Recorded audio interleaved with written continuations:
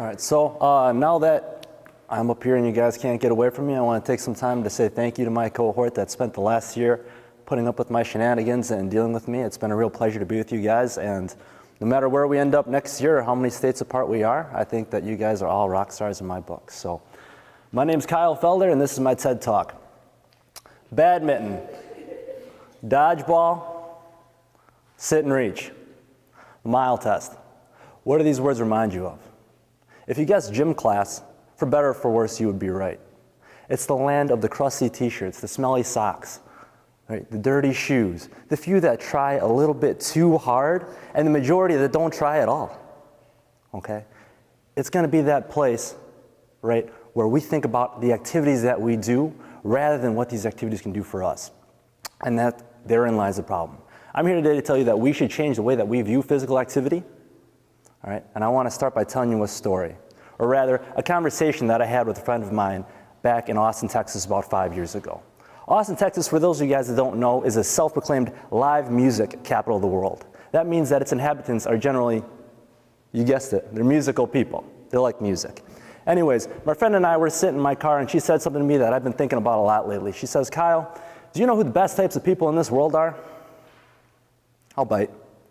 Who? Who are the best types of people in this world? She said, Kyle, they're the people that have soul. They're the ones that got that passion. All right, you got my attention. What does that mean? What does having soul look like? She said, I can't really explain it, but it's the type of people that nods their head to the beat of the music, that taps their feet to the beat of the music, that dances to the radio when they're in the car and there is nobody else around. Okay. I didn't really understand what she meant back then, but fast forward 5 years now as I'm entering my first year as a teacher, and I'm starting to finally put the pieces together. See, I agree with her. I do believe that the best people in this world are those that have passion, that have soul. But I also disagree with her in some ways. I don't feel that this passion has to be based in music, right? My friend, you see, she was a very musical person. That's why she lived in Austin.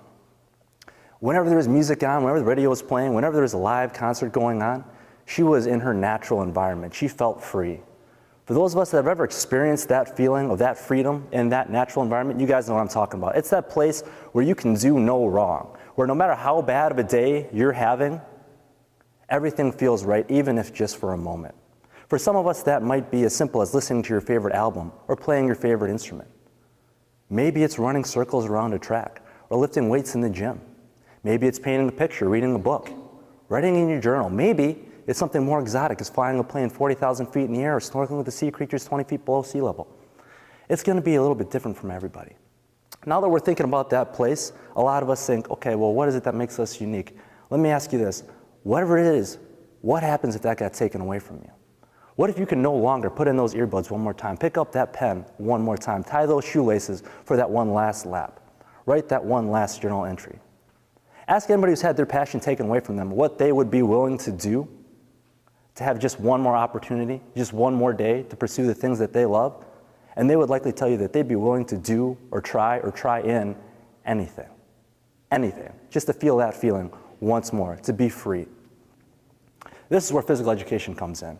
Studies have shown time and time again that the best way to increase your own longevity is through adding physical activity into your daily regimen. Even leisure physical activity in your day-to-day life can increase your life expectancy on average by about 3.5 years. This number extrapolates or bounds up to about 7 years if done at a healthy weight.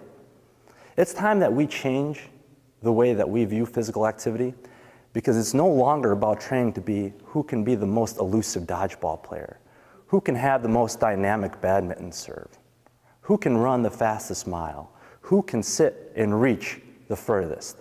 Okay? It's not about the gym class heroes. Instead, it's about finding some way that we can train or pursue our own passions and our own freedoms for as long as possible. You ask those same people what they'd be willing to do for one more chance or one more opportunity, one more day to do the things that they love. Well, I'll leave you with this. Would they even be willing to try gym class?